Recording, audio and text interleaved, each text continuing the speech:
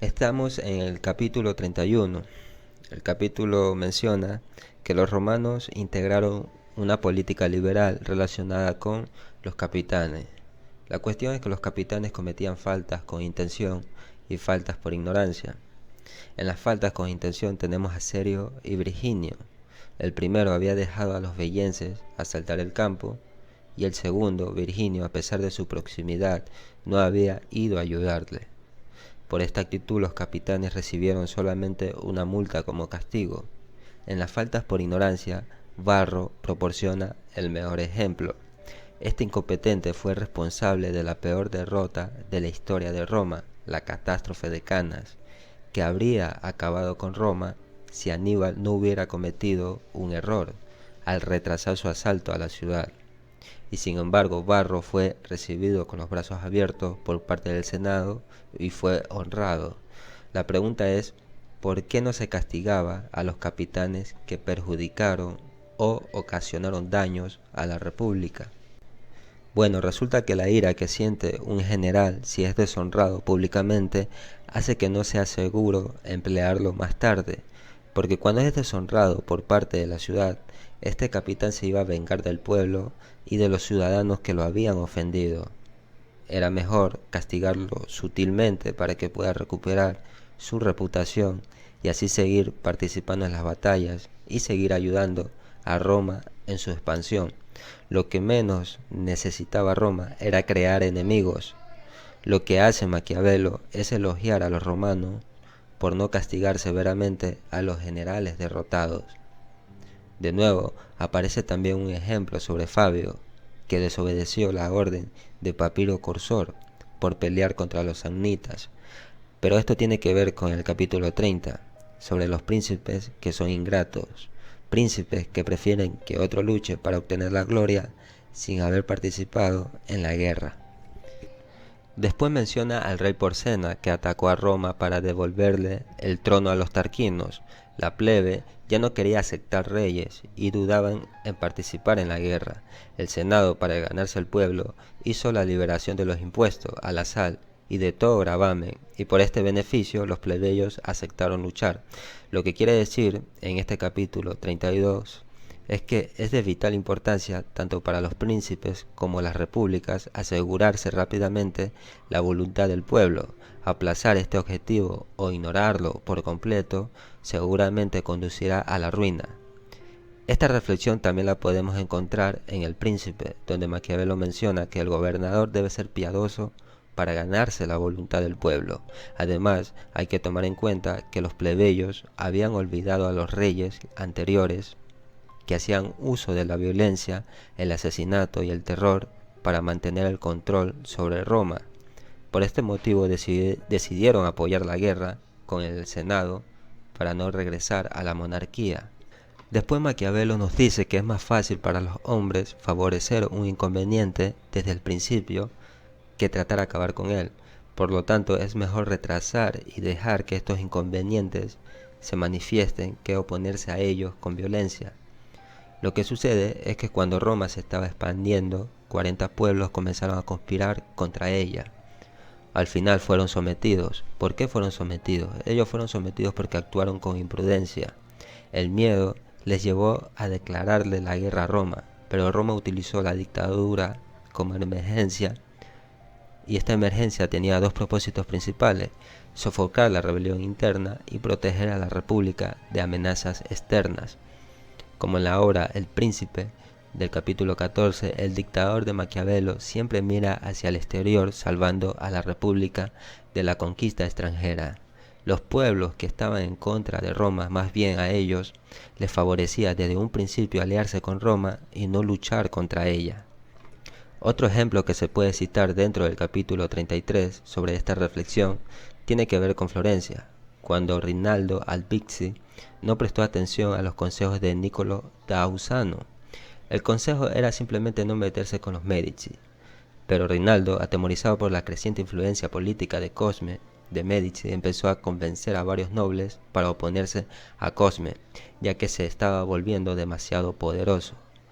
Rinaldo ayudó a Bernardo Guadagni, que fue nombrado confaloniero de justicia, que a través de él Rinaldo encarceló a Cosme de Medici en el palacio de gobierno, acusándolo de desfalco.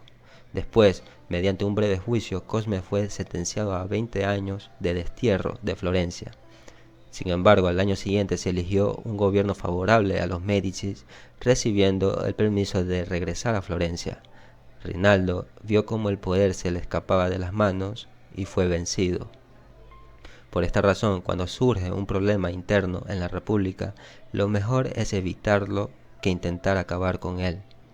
Ahora Maquiavelo, en el capítulo 34, toca el tema de la dictadura, pues para Maquiavelo las dictaduras temporales de Roma eran útiles, ya que esto sucedía cuando el pueblo era incapaz de gestionar su libertad.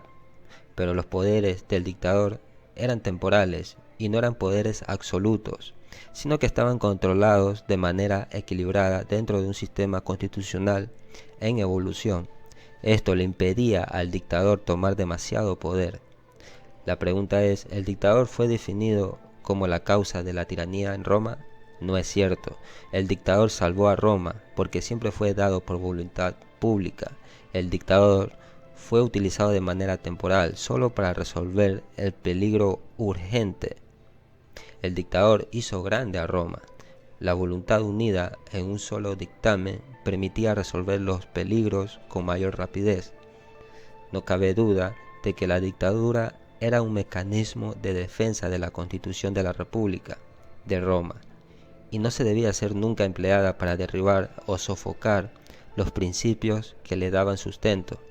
Por el contrario, su única razón de ser era la salvación de la patria amenazada por un grave peligro de guerra o rebelión, y en esta misma medida contribuía en la permanencia y estabilidad del Estado. Después Maquiavelo hace una reflexión sobre la forma en que se da el poder y la duración por la que se da. Siempre es peligroso dar plenos poderes por un largo periodo. Esto sucedió con la creación de los decemviros. En este sistema judicial se eliminaron los cónsules, los tribunos, y se confió a los decemviros todos los poderes como si fueran el pueblo romano. Un ejemplo que podemos citar sobre el abuso que hacían estos magistrados tiene que ver con la muerte de Virginia. Virginia era una bella joven de familia plebeya. Su padre era Lucio Virginio y además la joven estaba comprometida con el tribuno de la plebe Lucio Icilio. El decemvirus Appius Claudius se enamoró de ella.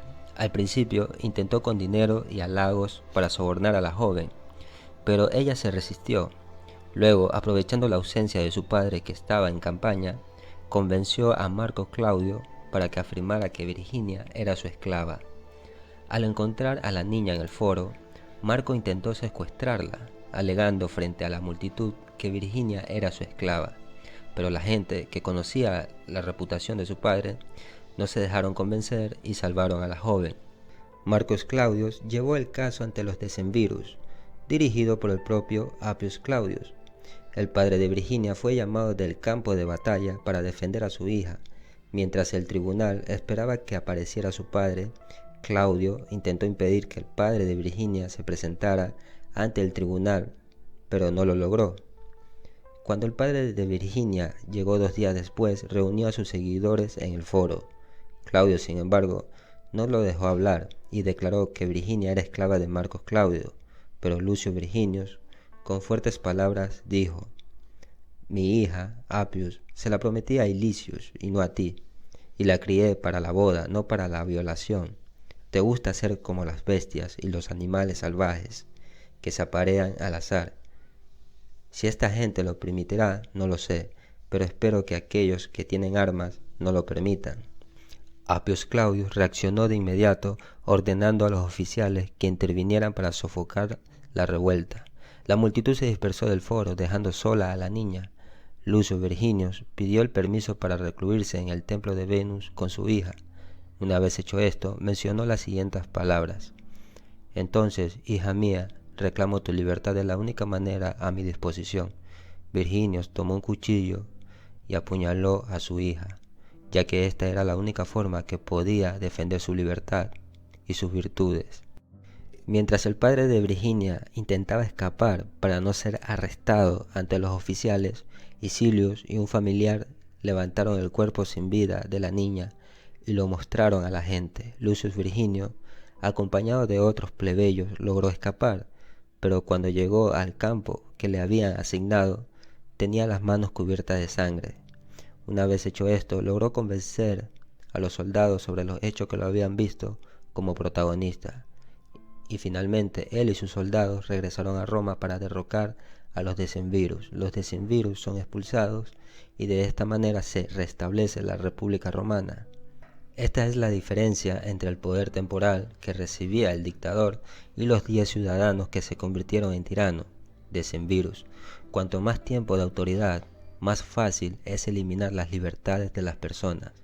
En este caso el poder fue otorgado imprudentemente.